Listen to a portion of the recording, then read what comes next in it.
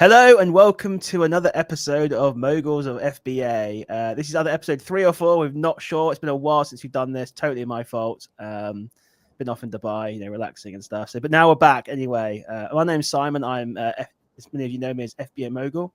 And my guests today with me are... Introduce yourself, guys. And Enuffles.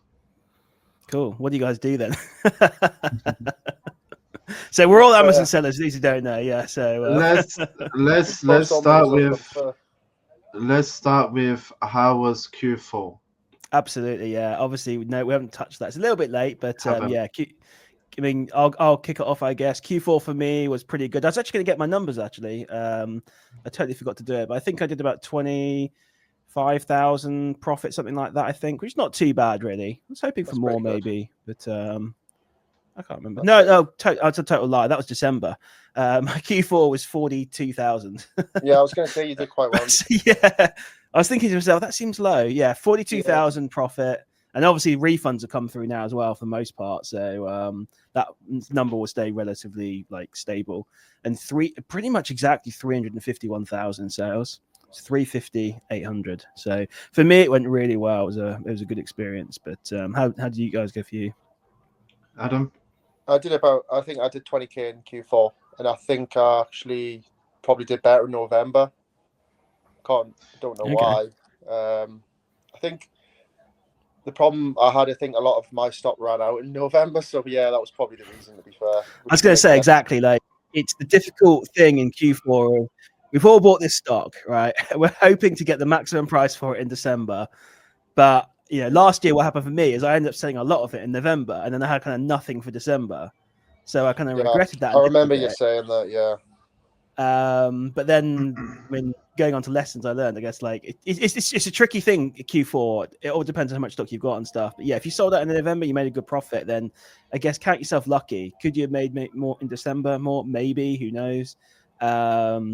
There's things that I held out for. I definitely didn't do better in December. Yeah. I'm telling you that right now. So that's my trouble. I've noticed a few bad buys that I'm suffering with now, but that's just the way it goes. Yeah, you can read all the data as well sometimes, and you still make a bad buy. I think obviously just depends on where you're buying from, and maybe if people come on the listing. But yeah, I'm definitely suffering for it now. I'm taking a loss on a few things anyway. Yeah, me too. Absolutely. Not good. I did 7.5 for Q4. I had the U-move issue that caused part of that. I think it would have been. Yeah. I think it would have been around almost 8 had I not had them refunds. To be honest. Yeah. If anybody doesn't know, I do a lot of private label, and I end up probably having not enough in, so I end up selling out in November, which was obviously a big mistake. And even my bad performing items, which I'm sort of clearing out now to get rid of fully, they were performing really well as well. So it was good to get rid of some of that stock. But yeah, I probably underestimated how much I would need, because it just goes crazy, doesn't it, at Christmas time? Yeah, I mean, I overbought on some, underbought on others. It's very hard to obviously get it exactly right. No one's going to get it exactly right. No one does it. Even Tesco, Sainsbury's, they've always got leftover stock. But I think it's always better to have more left over. For me, I guess mistake I made, although it wasn't a mistake because nothing I could do about it, is on some items that I went deep on, someone obviously got a way better price than me because they came on the listing, were selling it for basically lower than I could sell it for. I would take a loss essentially. So I had to essentially sit there and wait for them to sell out. And on a few of them they did, and on many they didn't. So just shows that my buying maybe wasn't as good, and that's the risk of going deep on a lot of products. I think a lot of people noticed a few sellers like that, especially in perfumes, that came on and just absolutely crushed the prices because they had so much stock. So they were just brand direct, maybe. Who knows? We had one issue, didn't we? I think shared product. We had Simon where people just jumped on this and absolutely tanked it. Although it was a really fast seller in December, obviously they had a lot of stock. So yeah. We had that. It took issue. a long time to come back. I found the same as Adam. My November was better than my December. I don't think it was because I ran out of stock. I just think that a lot of people bought majority of their presents for Christmas in November. December was like that last minute goods type thing. I think the peak. I mean, like even comparing to October, November was definitely the best month out of the three. I'm not sure about you, Simon. Yeah, I think December for me. Although I took that opportunity, I said to you guys when I was doing it, to actually have a big clear out. So because the sales volumes are so high in those kind of 3 months, although actually, to be honest, October just feels like any other month to me, to be honest. Yeah, same. It doesn't feel like any kind of special month. It's meant to be Q4, yeah. but you know, I took the opportunity to clear out some stocks. I was like, well, while these things are selling quickly, I'm going to get rid of some of my losers. Doesn't feel so bad when you're making money on other things. So my ROI was low. It was 26%, whereas normally I'm on 30, 35, 40%, whatever. But, you know, I was happy to get some money out. You know, I've talked about multiple times on my car vlogs and stuff, how I had like a moment of crisis for Amazon in Q4 and how much money I had in there. So I was looking just to try and liquidate as much as possible, and you know, but make a profit at the same time on most of it. So, but you can't win everything, you know. It can't happen. So, and actually, an update on that. So obviously, you had quite a lot of stock. I think you disclosed your figures of how much you had in Amazon, and how much have you been able to reduce it by over the last, let's say, since December? Yeah, so I did 350k sales in Q4. So obviously I had like I don't know how the cost of goods on that was, but it's about 250 to 300,000 probably. I don't know, maybe maybe less than that. But you know, I've got about 60,000 left in Amazon right now. So, and this is basically now that's a cost of goods of £60,000. Pretty much all of it I'd have to sell for break even or a loss. So this is, I guess, the downside of it. So what I would get out of that, maybe let's just say £40,000 basically. I'd get out of that. Let's say I'd take a 20k. I don't think it's that bad, but let's just say, you know. I never asked actually. Yeah. The all important question: did you pay off your Amex bill or not? Yeah, I literally had it on the last payment that came in from Amazon was just enough to pay it off on the day. It was beautiful. No way. That's crazy. Heavy, wasn't it? Yeah, it was. Well, I think it was 100k, 106k at one point, and then that's crazy. Yeah. So, and then obviously paid it off, and Amazon was coming in. I got suspended even for a day. I wouldn't have been able to pay it off. So I cut things. I knew how big it is. I went very deep, and you probably only pay the interest on what's left, though. You would have probably not much left. Is that right? It's not that. I don't think Amex allow you not to pay. It's a charge card. It's not a credit card. So if you don't pay, they get upset.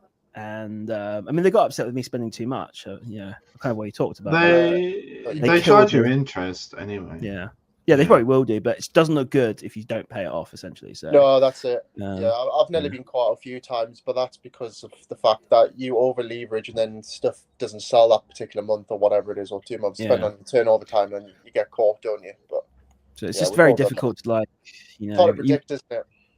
It is, yeah. And Amex's APY is so high that literally, if you miss a payment, the interest will just literally kill your profit. Yeah, it's like 30 or 40%. It's a crazy percentage. Yeah. So yeah. But if you had to pay that before, no, I've never not paid it. The only ever time I struggle with is couple on top because they have a short time now. Yeah, like for example, I can't remember the exact thing. For example, they might get your billing date gets closed and you've got to pay it like 3 days later. And that obviously isn't enough time. Yeah. But with Amex, it's a bit more clear. It's a bit more easier to pay off as you go, and then it turns over the next month. Isn't it easier to manage? Like for example, like the cutoff point with Amex. So for example, mine is, I think it's on the 26th of every month. So I know that anything that I spend after, the bill won't come until the following month after that. So for example, 26th of January was a cutoff. So I can spend from 26th January knowing that I haven't got to pay it until like the Amex is definitely a bit more easier that way. I think you get if you buy at the beginning of that period, you get like 42 days or something, I think. Yeah, it's the most like that, so, it's the most efficient time to start making purchases. Because I always have balance due and then I pay that off straight away, and then obviously I have essentially more to spend depending on what your limits are, because obviously Amex maximum, but it's not, if you know what I mean. And talk about Amex. I've been loving the points. Obviously, it's amazing how few points you need to get a first class flight. You know, I think a lot of people were shocked. I don't even use it that much, me. And then I'm like, the points that I'm on is crazy because I use a couple on top for gift cards essentially, just for my circumstances. But I have so many points. But if I just spend on Amex, God, like it would be crazy. Yeah, for those that don't know, cost me £710 in actual money and 148,000 Amex points to get a first class flight to Dubai and back with British Airways. If you want to do it with Emirates, I don't know what the cost is per pounds, maybe slightly higher, is 180,000 points. But yeah, you can get British Airways first class for What's it worth, the 148,000 points, which That's essentially an 148k spend, no? 148k Give or spend. take the bonuses. Which, you know, a lot of people, it might seem like a lot when you're first starting Amazon, but when you No, get it's into it, you could easily do that, no problem. And so essentially now I've got, it's crazy, 4 first-class flights with BA, enough points for that, and a first-class flight with Emirates. Do you in the still bank, got some basically. left over? And that, well, I've got enough to pay for that, basically. So I've got enough to pay for 5 first-class flights. Why did you pay extra with You have to. You essentially, the points, the way it works is just pay for the upgrade. You pay for the flight, and then the points. Okay, right. There's no way to get it for free. You have to pay some money. Oh, that makes sense. So it's kind of crazy, really. You know, so if you're looking to, you know, reward, someone just actually asked me what's the best card. I said, well, if you just want the cash in your bank account or gift cards, Capital on Tap 1%. You know, flat, it's easy. They pay out really quickly as well. Like there's no waiting. You know, they're super quick. And then if you're looking for flights and stuff and things like that, then Amex is 2 to 3%. But on the flip side, Amex is terrible if you just want to take the cash. It's like it's less than 1%. I still haven't upgraded to the platinum, but I'm not going to need it because I know you. I can't remember what it is per year. I'm genuinely not sure it's worth it. To be honest, it's about £650 for the year. And the only way it's worth it is if you have an average of a 10k spend a month.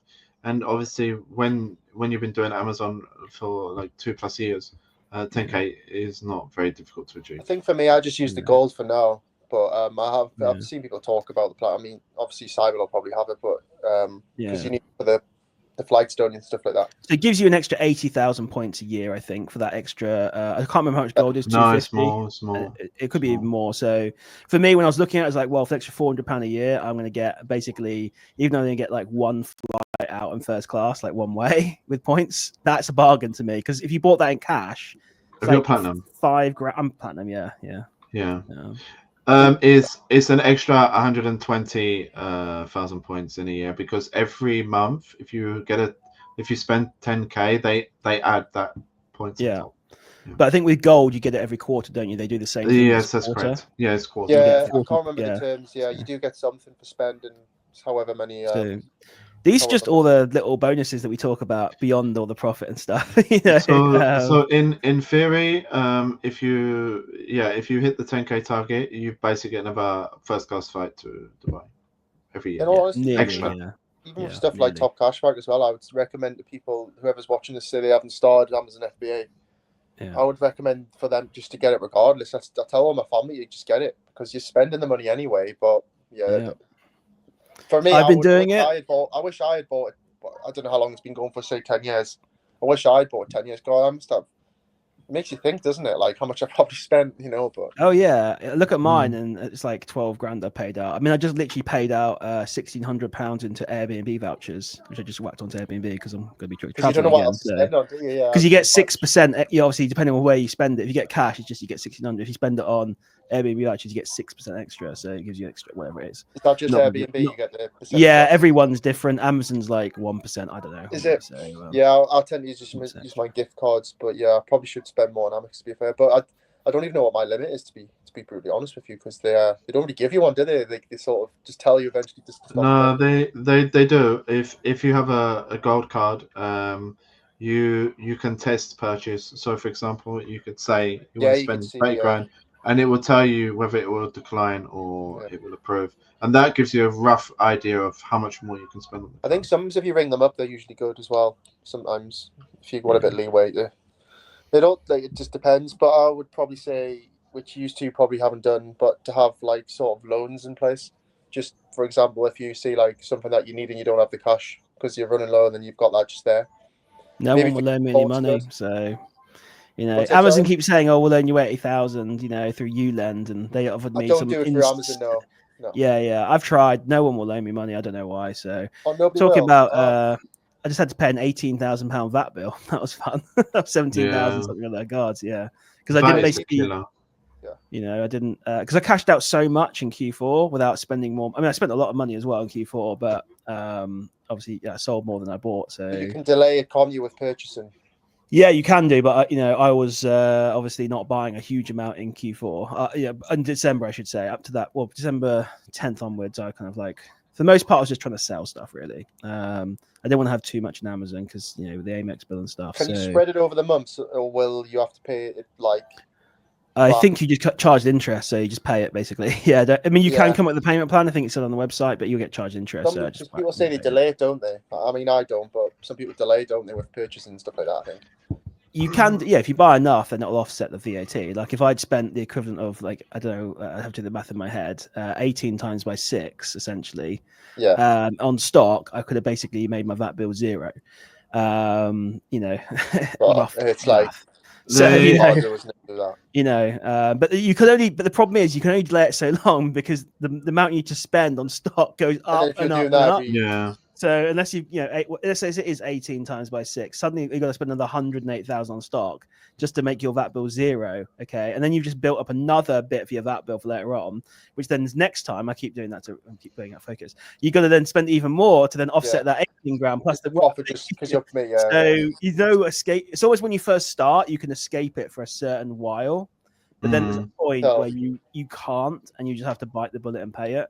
You got to look at it as a positive way. Essentially, the VAT is the government's money that you got on loan from them, that you can pay them. It doesn't feel like that, but I guess it's a slightly positive way to think about it.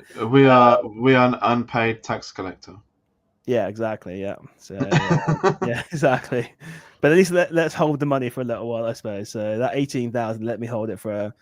I think this is my 4th VAT return I've done. So with Amazon, though, hasn't it, with the fees and stuff? Like you can claim back the fees, can't you now? Yeah, exactly. So they charge us.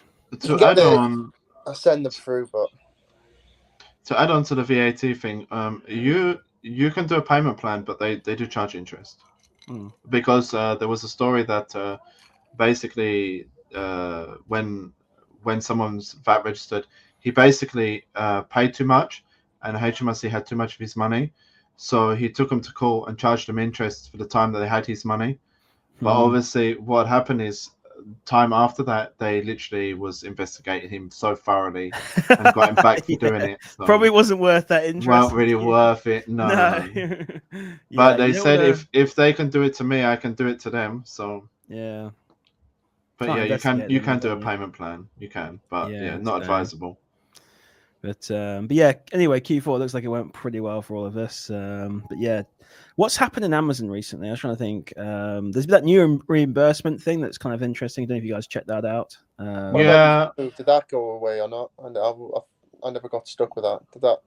Well, I mean, in terms, there's a new screen where they show you all the reimbursements in progress. I don't know if you've seen it or not. I'm saying YouMove as well. Oh yeah, YouMove.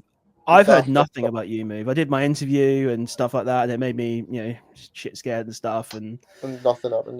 No, I haven't heard anything. Some people got refunds though. So yeah, so the YouMove situation, apparently, if you email the managing director, you can get reimbursed. I'm in the process of trying that, but I'm not really having much luck. I keep getting. There's one guy who's got all his money back called Dom. I think it's more than one person has had success with it. I've tried it. I'm still in process. I keep getting replied by a robot. So I forgot. I sent got done for refunds, didn't you? Yeah, I sent the email to managing director, but I'm waiting for a response on that. So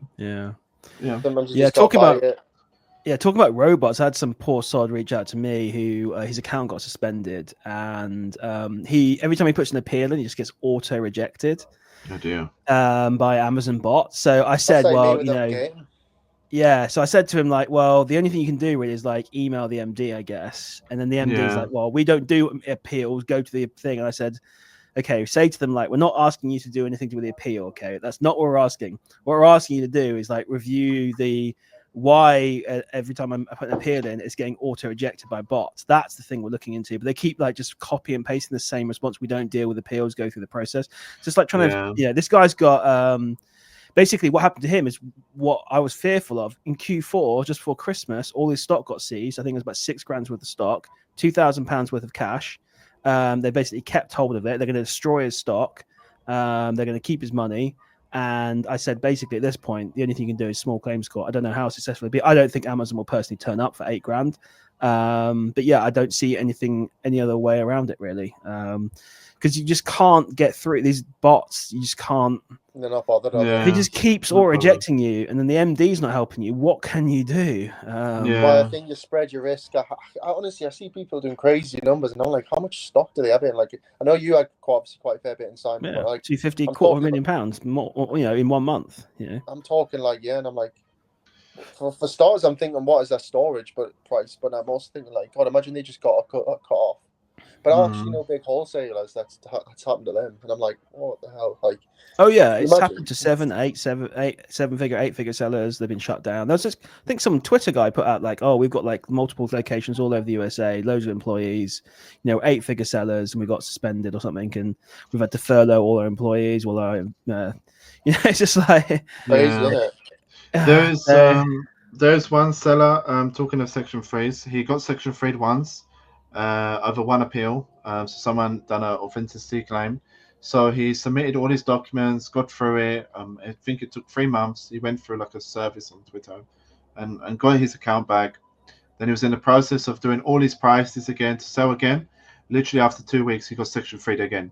He has to go through the same process. And honestly, I have never known anybody to get Section 3 at least within at all. One, and second, at least within like 2 weeks of being unsuspended. It's crazy. another claim must have come in, or they just Literally, Amazon yeah. messed up again. Yeah, it was another claim. I actually have noticed one thing with Amazon: if you keep your account healthy, you do get more of the buy box. I don't know if you've ever noticed that or not. I've cleared away all mine, so I've got like my account health's like fully in the green, and it does. You featured off. What is your account health though? I bet mine's higher than yours. Yeah, and it's nothing crazy, but there's nothing on mine. I think it's like 360 or something like that. I don't know. I'm like 436 or 439. Have you managed to clear all of yours as well? So you've got literally no like authenticity claims or anything like that. Oh no, I've got loads of those still pending. Hey, that's crazy. Like, how's that? But anyway, yeah, I've noticed when you clear it all the way, I think your buy box percentage goes up. They keep refusing invoices. I keep sending them invoices. They keep refusing them. So have you managed to get anything back if, for example, when they're rejecting and they say like they're destroying your stock in 30 days, have you ever managed to get like that appealed? Or I've got some stock being destroyed soon, actually. So talking of that, Simon.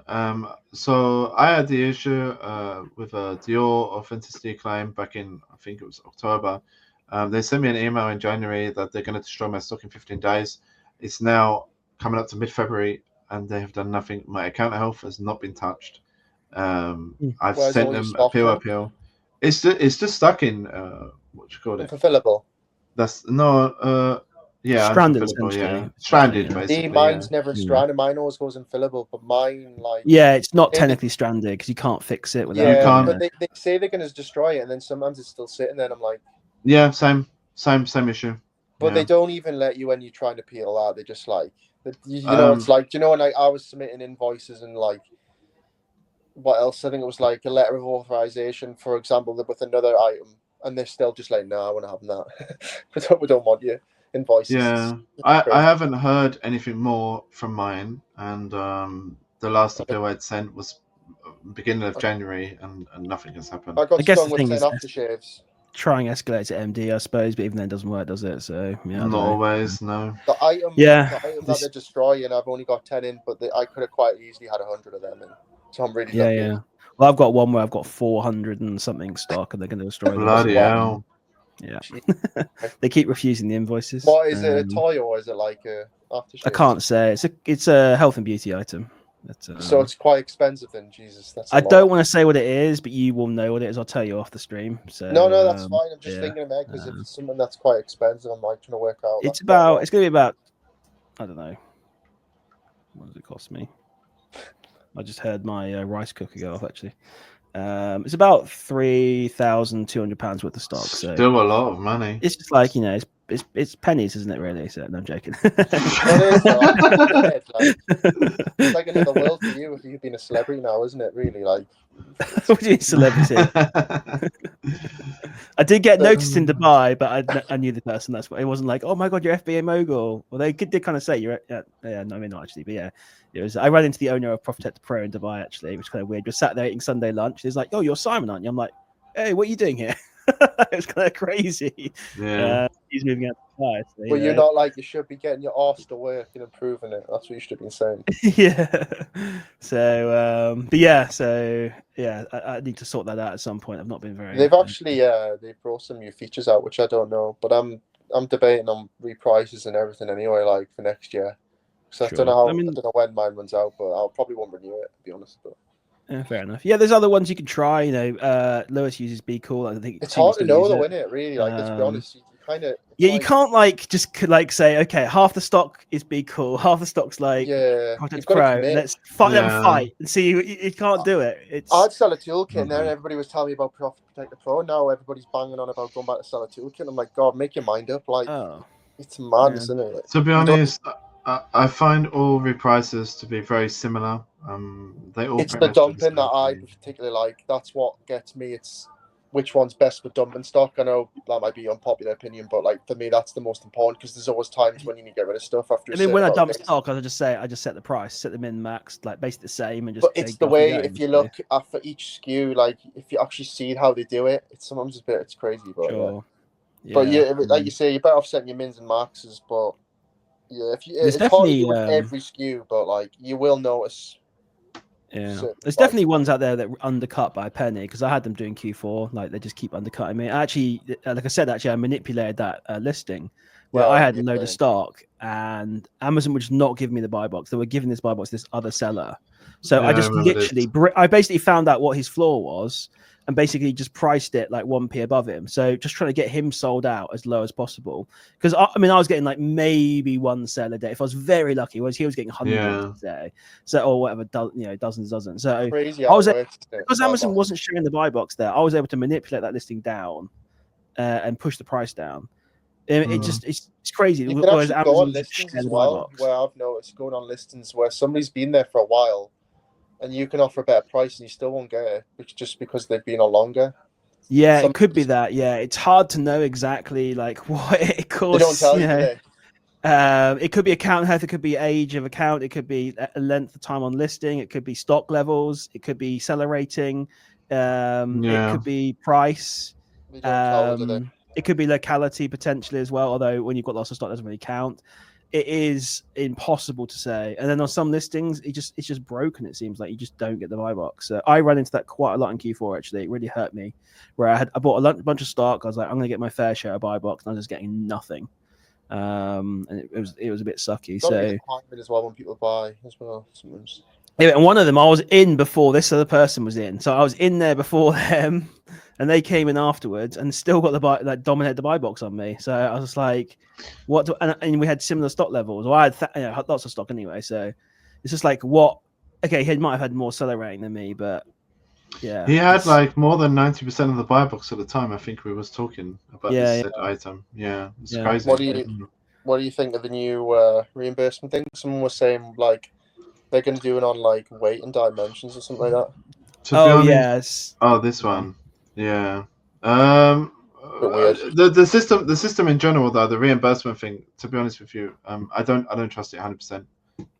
Shouldn't do. Regardless, I think everybody should be using a reimbursement type software, or at least have someone to do it manually, or like a VA. Or I use 4. Oh, blimey. 4 of them. We make them fight against each other. No, like because they all pick up different things. It's crazy. And I have somebody, like I say, with a VA tracking every return. Yeah. And so that doesn't even include reimbursements, really, because it's interesting you use 4. Okay, like because it makes sure you don't get double charged. I guess they both like 2 of them try and claim the one reimbursement, but it just because when you join a new one, they'll find stuff because they like go back like 18 months that the other one hasn't found. Yeah. It's they all have interesting. different systems. Some of them want you to provide proof of delivery and things like that and all that crap. It's I only know 2 of them. You have to send me like the 4 that you use. I actually know 3 actually. They ask for proof of delivery some, but it's virtually impossible because you can only really provide perhaps pictures and stuff like that, but that's not even delivery. You need like the UPS tracking number and stuff, but even Amazon will just be like, no, we're not having that. So but there's a new reimbursement sort of dashboard where you can see the progress of your reimbursements, the ones that are like the obvious ones. Don't just rely on that, because as Lewis is saying, because essentially it's like asking a fox to count your hens. Essentially, Yeah. you can't trust Well, them. They will give you the obvious ones, but the ones they don't necessarily agree with, they're not going to come out and offer you a refund. That's the first problem. Well, first thing. One thing I've noticed with Amazon is they're very quick with return. They don't respond if you open a case what you want, but they're very quick to send you an email about returns. So that the one thing you can't do is track all your returns. Yeah, true. Yeah, See where they actually go, and you'll be very surprised where some things go. It's mental, but it's part and absolutely parcel of what it's like. But yeah, definitely returns are a massive leak in my business that needs to be fixed. 100%. I think in everybody's. Yeah, 100%. You lose a lot of money in returns, and basically. Go on. I was going to say, and even though, let's say, for example, we had all our returns tracked and every return came back to us, the amount of loss from a return in general is just abysmal. Yeah, 100%. Yeah, I think for an FBA seller, it is the biggest loss.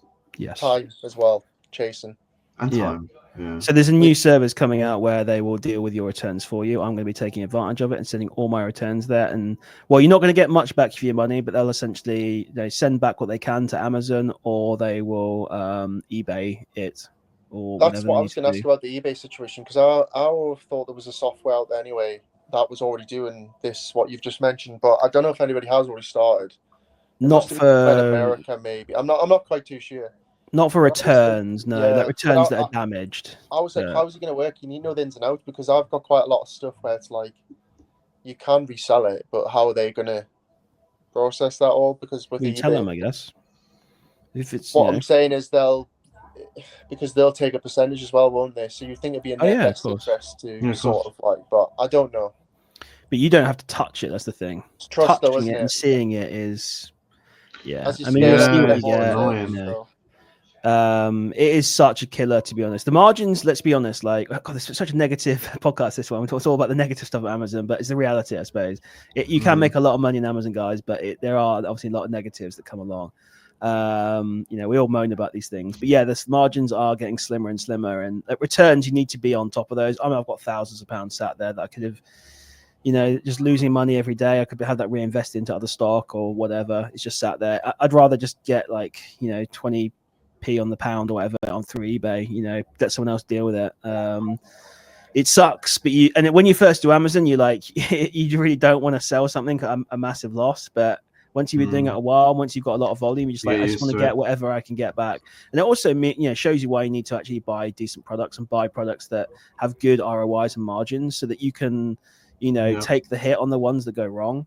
You can't be fortunate sometimes, and you get returns that are still brand new sealed. Obviously, you've had to pay for the return fee, but you get lucky and you can send that back in. But as you say, as you scale more, I don't mean to be doom and gloom, but you tend to get more returns, and then you'll end up with more stuff you've got to then sort out. And all that. So, absolutely. I think even me personally would be interested in a service where they deal with returns, because I've had a few today, and I just look at it and think, oh, I can't be asked. Yeah, it takes up so much of your time for essentially very little return. You're making a loss back in most cases. Yeah, you're making a loss, and you've had to spend a lot of time because you have to photograph it and test it and eBay, create an eBay listing. It just lets someone else deal with it, and you might have to pay them. I don't know what the fee is, 25-30%, whatever. eBay's okay. I find that a pain. It's the more when some things are missing, and then you've got to open a case with Amazon. You've got to provide your LPN number and all that, and then even then they might not. That's what they'll do for you, basically. So you're paying a service for that, essentially. I think I don't know how much they'll do it all for you. And then you can focus your time on something more valuable. And as well, it might seem like a lot, like 25-30%, but if I had that money back immediately that I could invest into new stock, I'd make that back anyway. Instead, my stock's just sat there, just doing nothing. Have they started it yet, or did you say they haven't started it? They're in beta right now, so but I think it's coming out soon. So obviously, there's a lot of systems they have to get in place. Of it comes in, there has to be a testing station to some degree, maybe a refurbishment station. It will be really popular, They'll need quite a lot of stuff. Great business idea. Yeah, potentially. They're going to need quite a lot of stuff because it's a lot of work. I think I don't know in the long term how it'll work, but because you got caught out with that, didn't you, with the prep center? I mean, I don't mean to be negative, but you ended up realizing that there was quite a lot of stuff sitting there on a pallet. Sure, yeah. Like I think every prep center struggled in Q4. Even the big, actually, there's one that did well for me, then other ones that were slow. But even the big ones that everyone like raves about, like I'm not going to mention names actually, but there's one particular one that everyone raves about. You know, they can deliver it straight to Amazon and stuff. Yeah. They screwed over loads of people in Q4. So everyone, you know, people get them to drive struggles. around as well, don't they? Certain things. I use that said prep center, and to be honest, in Q4, I personally think they performed very well considering it was their first Q4. I never had any issues with stock going in. It was your first prep center as well, wasn't it? That you used. It was my first prep center, yeah. And because I had to be someone honest, message me they performed well. they got massively let down by them. So I think it depends. I mean, like I'm relatively small. The amount of units that I sent in was less, maybe just under 1,000 units. So if you're sending in 30,000 units and you're expecting a 24-hour turnaround, you must be joking. No, I don't think they're that big, really. Especially in Q4. They're probably similar, maybe a little half the size of me, I'd say, maybe quarter the size of me. Nothing too crazy. But yeah. So that's about 10,000 units, yeah? I've got like a family. Mine's like a small family-run one, and like I didn't not long ago. I've sent them 1,500 units with something that got sent out the next day. So I'm just quite lucky with mine. Like nobody really knows about them, so like they're not like the main ones where like they try and like bribe you. What are they called? Sorry. They're not one of the main ones where they try and bribe you for like 20 pence, like a unit and stuff like that. And you're like. Sure. So what are their margins even working like? But yeah, I'm quite lucky in that department. So yeah. But yeah, so and then there's that news about the reimbursements as well. Going back to that with Amazon going to change the calculation system on it, and I don't know how exactly it's going to work, but they were talking about changing it so they'll not reimburse you what essentially the cost was, although they never really give you the cost anyway. They want to do what the cost of manufacture was, so they'll determine what it costs to manufacture. And they'll reimburse you that. That's allegedly what's happening. Doesn't seem to factor in any logistical costs or prep costs or any other costs. It's just, they're basically cost of manufacture. So if you're doing online arbitrage and you buy a laptop for £500 from Currys and Amazon say, well, and they lose it, they'll say, well, we're not going to pay you £500. We think the cost of manufacture is like £150. You're going to be lost with a £350. No, I don't know how it's actually going to work, but that's essentially what it sounds like. It work with private label because they can get in touch with the manufacturers. But let's be honest, you won't know where all your stuff is. Well, they estimate it. You can send them if you actually manufacture it yourself or whatever. You can, obviously submit that, and they should adjust it. But obviously, they're not going to factor in your shipping costs from China. You've had to land it in the UK and maybe do some prep to it. You've had to send it to Amazon. The only positive with reimbursements of what it was is with private label, you tend to get more back than your cost of goods. But with this new system in place, I don't know how that's going to obviously work. Yeah, so it's going to be an interesting one anyway. It doesn't seem to affect private label too much. I reckon what they estimate and what you actually pay is probably going to be very similar. It's OA that has the biggest risk because obviously there's a vast difference between what we pay and what it actually costs to manufacture, especially for things like electronics and stuff. So, well, to my knowledge, though, I think as of recent, reimbursements have been just above cost. So, it's not too bad. Yeah, I don't know when it's coming in or what's going to happen with it. I don't know. It's going to be very interesting though. But yeah, it's. Has any of you checked the reimbursement page? Say again, sorry. Has any of you actually checked your reimbursement page before? Yeah. Not, I have, but not as of recent. Do you not think it's like frightening how much you get sometimes per unit and how much you spent? As in, like, they give you? Yeah, they basically bump you so much, Amazon. Yeah, but that's you kind of expect that. I'll be honest, it's always above cost though. So mine's not always for me. No, mine's not. Mine's always for me. In most cases, it's always above cost. I don't know. Maybe not for me. No, definitely not. But as a reason, I've never checked. So, I'll just take some of the ones I've got here and have a quick look. Orders. So they gave me back £7. Oh, I can't get to orders here. £7.45 for this one, and my cost of good was £9.03. So that one. The question is, have you earned more from reimbursements this month than your actual profit? Yes, probably. Look. So Yeah, I mean, I don't want to give away the product I'm selling, but I took a big loss this month. I'm £1,000 down basically this month. I've had I more profit and reimbursements than I've made from Amazon this month. Yeah. I'm 280 profit on reimbursements, to be fair. As an overall, you do actually generally make profit on reimbursements, to be fair, as a general, I think you do as an average.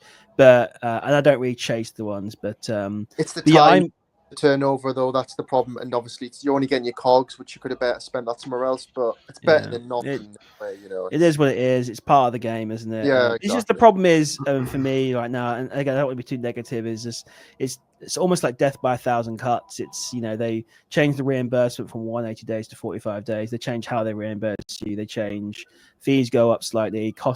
Storage costs go up slightly.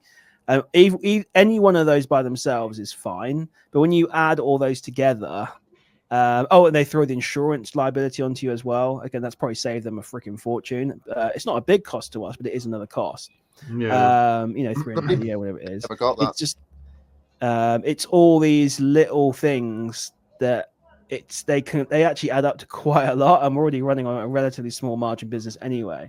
So, I mean, this I guess leads on to my plan for this year, which I've talked about in a driving vlog a few days ago. Is I'm going to be moving into wholesale, which technically has smaller margins, I suppose, but Yeah. but that's something I'm going to try anyway. Wholesale, proper wholesale from now on. Sometimes it's like in basic terms, it's like if you're selling something at 10% ROI and you sell that 10 times, as opposed to waiting a full month for something to sell for 30%. Well, that's a whole nother discussion, isn't it? Of like, you know what I mean?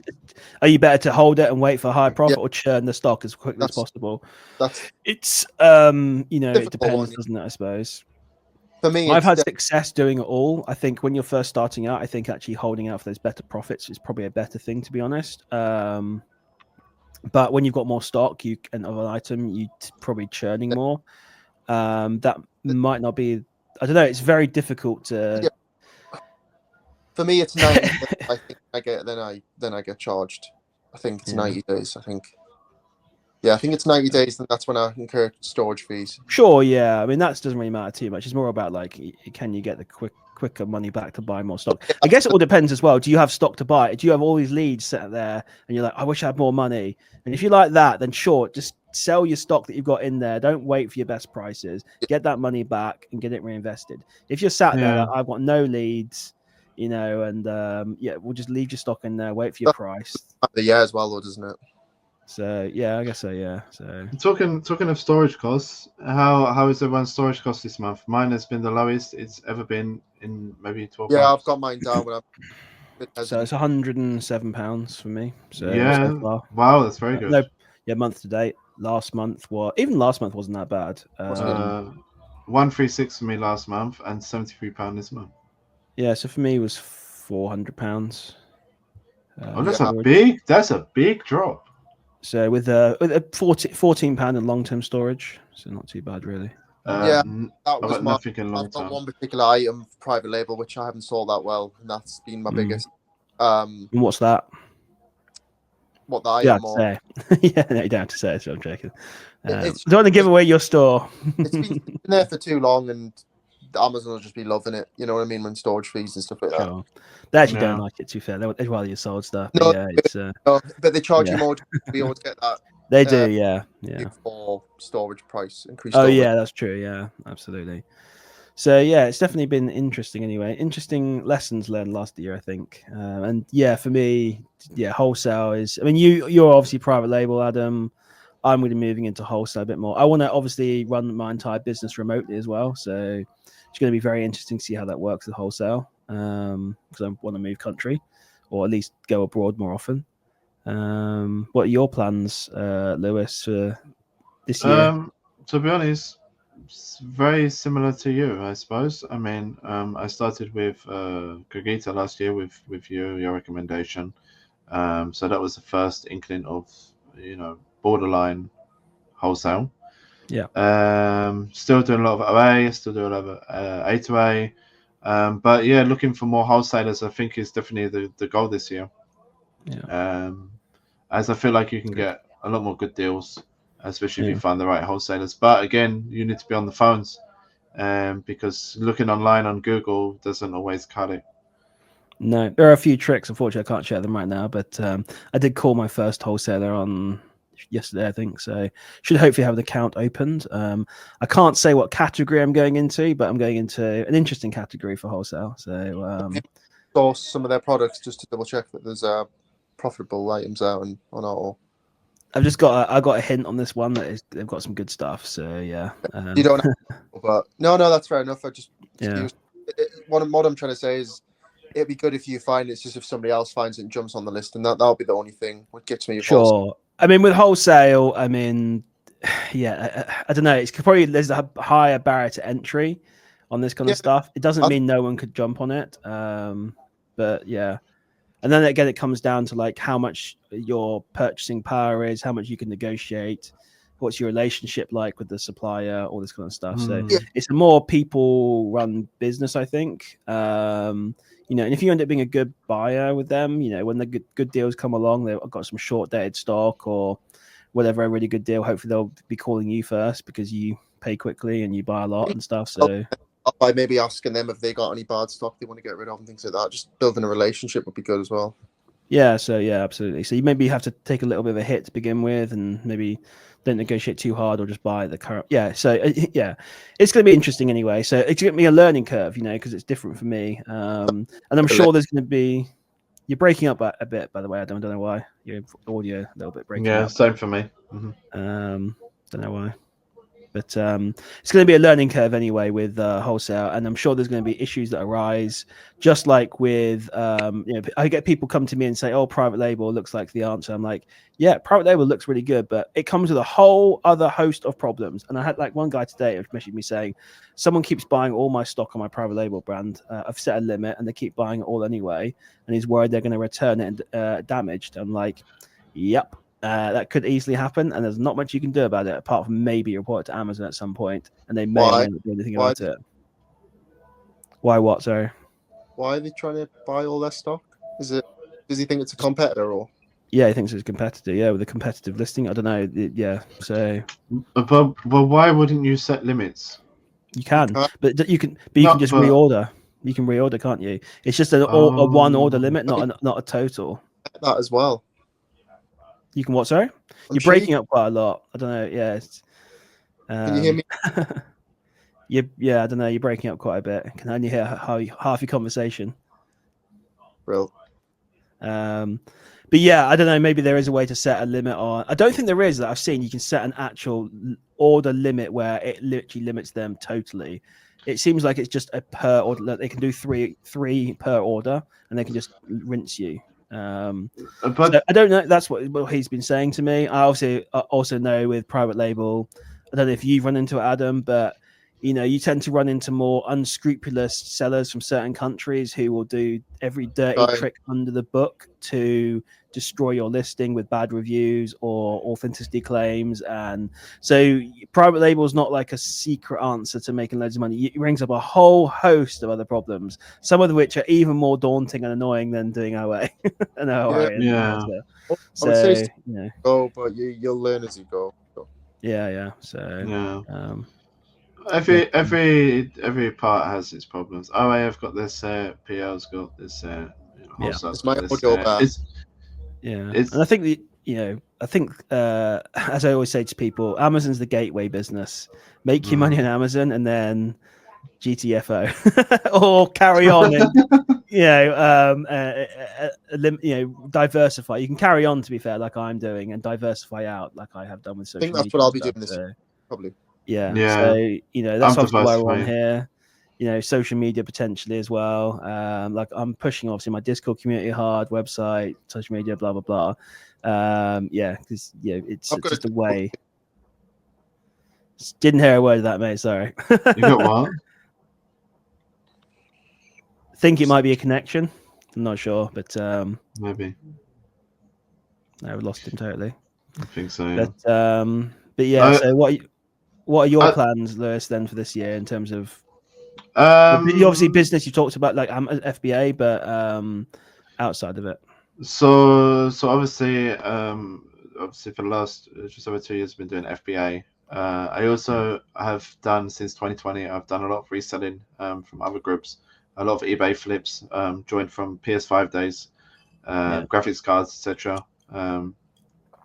And obviously now I've got more into trading card game, investing and stuff like that. Obviously I have crypto, and also pushing social media, but more on just a Twitter only type vibe, documenting my journey so that I can look back and see how far I've progressed, and even the progression of my writing style and how I articulate myself on social media, etc. So that's cool. that's the plan for the I rest of definitely the think. year, to be honest. Can you hear me now? Yes. I'm saying I definitely think diversifying is definitely helpful. Just because I think what I've noticed over the last year, just with all the Section 3 stuff, is like it does make you think, doesn't it? Like you kind of don't want to put all your eggs in one basket and things like that. Absolutely.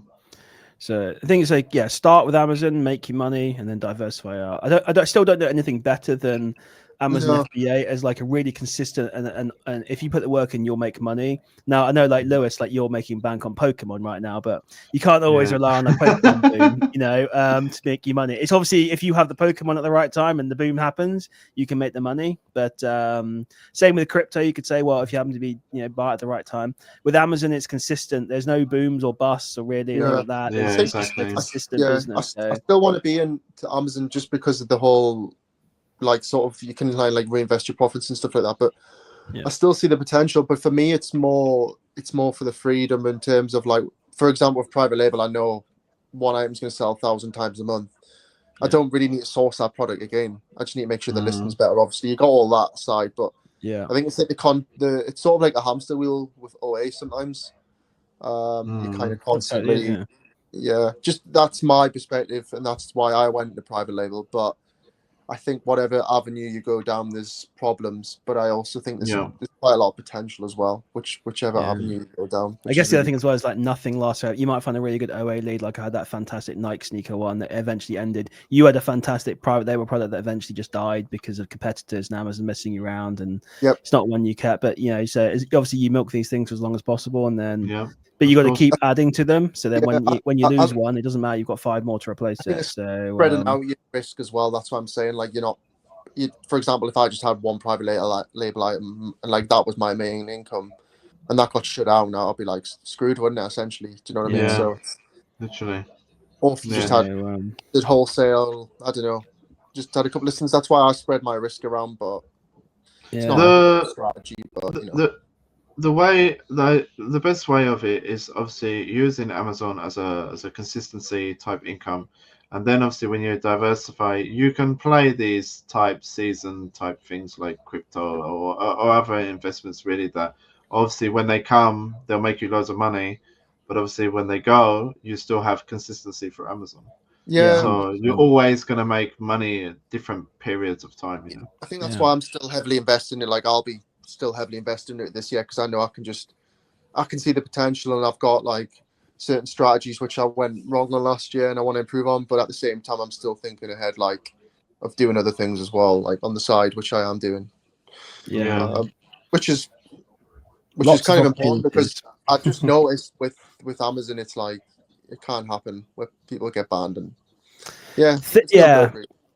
it can happen. I think once your account's more mature, I mean, even then I see big accounts that get banned, but I think once your accounts get more mature though, like I got hit with like 4 auth claims, 5 auth claims in one like week essentially during Q4. For some people, wouldn't they? Well, some people get banned after one. Literally. Okay, but I think it comes down to like how many items you sold, how old is your account, all these kind of things come in. If you're a new seller and you get an auth claim, you're basically screwed. All that, like, the Amazon's made me plenty of money and it's provided me with freedom, and it's made me like sort of stop this. It's maybe getting to social media more, and it's made me like sort of got the entrepreneurial like mindset as well. So like there's 100%. Quite a lot of positives as well. But you've just got to be aware of the downfalls and sort of weigh that up. Yeah. Nothing surprises me anymore. But yeah, no, it's interesting. So yeah, you were doing crazy stuff. I don't know how long you guys want to go on for, but yeah, I mean, Lewis, you've been doing some crazy numbers on Pokemon recently. I actually saw you posted a box set that I had one of them actually. It was like a Snorlax Oh, one. seriously? Yes, the Um, 151. Yeah. I don't know why I bought it. I think one of the groups pinged it and I bought it and I ended up selling it for, I don't know, 60, 70 pounds or something. I don't know. And it was showing us 250 cents, 250 250, and that's not even going to be the end, to be honest. So, Yeah, I don't even want to look at actually what my because I I was had going to a ask, crap load of those UPC premium editions. I don't know what they're going for these days. which one is that? There's a few. Original one, the Charizard, the one that had the metal Charizard and Pikachu inside of it. They're probably going for crazy money now. You have the first UPC, which was the Pikachu one, which is going for over £300. The Charizard one is okay. only started picking up now. I think it's like 180, 190. No, And I had then, both of them in it. I'll have to look it up. I'll send you. yeah, and then now you have the Mew one, which is the Scarlet and Violet era. I was And that ask, is still I know, profitable, but yeah. I know it's slightly different Lego, and I know it's slightly different Amazon in terms of your strategy, in terms of like churn and stuff. But is it like, is it easier to hold Pokemon, or would you say flip it, reinvest in more, or is it like you sell half and keep half, or? It depends. It depends on your own cash flow. I mean, so I have the most recent set. I have the Prismatic Evolutions. Some people might be angry watching this, but I have 30 boxes of them, and I'm more than happy to sit on them to the end of the year. So and the thing is, the difference between Pokemon and Lego is bigger. You really need the storage space. Pokemon is a small box, so it's easier. Lego never goes through like a massive craze, like no. Whereas Pokemon, I don't know why these prismatic things have gone nuts. Crazy. But you see the videos in Costco, people going nuts for them, fighting over them, and for whatever reason, people have gone crazy. And it seems like every 2-3 years or whatever, some Pokemon set comes out, or even more frequent than that, and everyone goes crazy for it, and the prices go through the roof. I used to Lego retired at the end of the year and sell it at the Q4 the next year. But I know it's different to Pokemon, obviously, but that's where I Lego and stuff like that. Yeah. So this prismatic set is flying because basically it's based on the fact that there is a separate set in the Sword and Shield era where it was Evolving Skies, and the chase card is worth, I don't know, I think it's around £3,000 now, and continually going up. If it's graded, it's like £3,000. Oh, this is the one from Flying Skies. Evolving Skies, yeah. That was not Charms. Umbreon. It was Umbreon. Oh, it was Umbreon. Okay. So with this set, because it's based on a very similar aspect, the chase card is the Umbreon again. That this is why so many people are trying to get hold of it. And the other thing is there's a printing issue. They didn't print enough stock, so obviously a lot of people were left out and angry of scalpers. Buy for purely research. Never ever open. I prefer the Japanese sets. I do own somewhat of a Japanese collection, but I've never been interested in the English sets. Oh, that's interesting. Yeah, I do like the idea of holding collectibles and stuff, but I always just thought with the problem you get with limited edition things, it is pointless churning it because ideally you're not going to get it again, are you? So it's kind of like exactly the longer you hold it, but then you see your cash flow and. I used to hold stuff. I hate it now. I don't want to see a single item of stock. I don't want it anywhere near me, or I don't want to see it, or feed it, or whatever. I cannot look at this and wait till December to sell it. It's just, so even if it's in a warehouse somewhere, I'm like, I just don't want it. Like my own storage, whatever. Just but I guess maybe because I'm getting older now and I've been doing this stuff for so long that I just get sick of seeing stock. And I mean, for me, I'm trying to minimalize my life now a little bit more. I'm trying to actually clear out not just a lot of my stock, but a lot of my stuff. Because as you get older, you just accumulate junk, don't you? You buy old man mentality. You just end up with like so much junk. I just want to get rid of it all. Yeah, pretty much. Yeah, I mean, I felt old in Dubai, hanging out with all those young kids. Like, they're all like 22, 20. Yeah, I'm sat there 39 years old, like the granddad of the group. They're doing like you probably want the remote sort of side, do you? When you're just kind of like working from your laptop, you don't want to be seeing any stock. And there's that, and I don't know. I'm just not willing to sit on stock and let it my days of me speculating on and that stuff and holding stuff like that are gone. I just got no interest in it. Even if you said to me, like, if you buy this thing for £50 now and hold it for like 200, in a year or two, it'd be worth 200. I just probably wouldn't do it still. Obviously, if you said to me, I'll give you like 1,000 units, I'd figure out a way and do it if it was actually like guaranteed. But I don't know. It's just like I just can't be bothered with it. That's really. what I was talking about, because I was gonna like do certain things just to try it out, and I'm like thinking in my head, like, do I really see it? Like, I guess obviously the difference now is, and it's going to sound really bad here, that the money that I'd make off it, I'd have to do it in huge volumes. We lost Adam. Yeah. I'd have to do it in big volumes to make it worth my while, essentially. So if it was like one Pokemon box here, one Pokemon box there, I wouldn't do it. If you said to me, look, I can get you 1,000 of these, okay, at that point I would like get a warehouse and store it, but it has to be decent money for me. I was saying that you're making decent money on these, if you get the right ones, you can like 5x your money, but that one set is 5x. I've got a few that are like a 3x, 2x. The prismatic ones I think at the moment are almost 4x. I think actually are a 4x with 30 boxes, which is crazy. I mean, there's a lot of money to be made, but I think when you're going on to holding stuff, I think it comes from Amazon, because we have stock sat from so long ago, and we're like, why are we still sitting on this? So I think that mentality actually comes from sitting on Amazon. It could be that as well. Yeah, who knows? Yeah, it's interesting, but my days of I get it. Need to add him back in. I move into the middle. But Pokemon is very different. I don't mind holding it. It doesn't take up much room. I have literally only one clear box and fit most of it in it. And then the cases, I think I have them. You can't see it. Wait until you move in with your girlfriend / wife, and then that's a different story, right?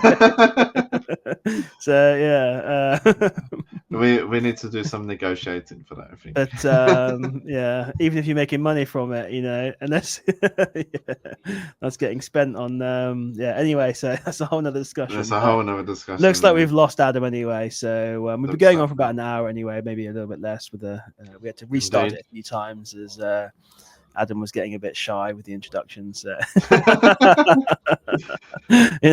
He's like, "Oh no, we've start again." Yeah, I like to put people on the spot. But no, it's been a good discussion anyway. It looks like Adam's still struggling, but we'll probably call that, I guess. But I think it's good. It's not all doom and gloom. It was a little bit of a I don't know, not negative podcast, but we're just talking about the realities, reality and truths. Yeah. So the profit we just make anyway. So for us, the profits it just happens anyway. It's just we moan a lot about the things that take away from our profit, and the annoying thing.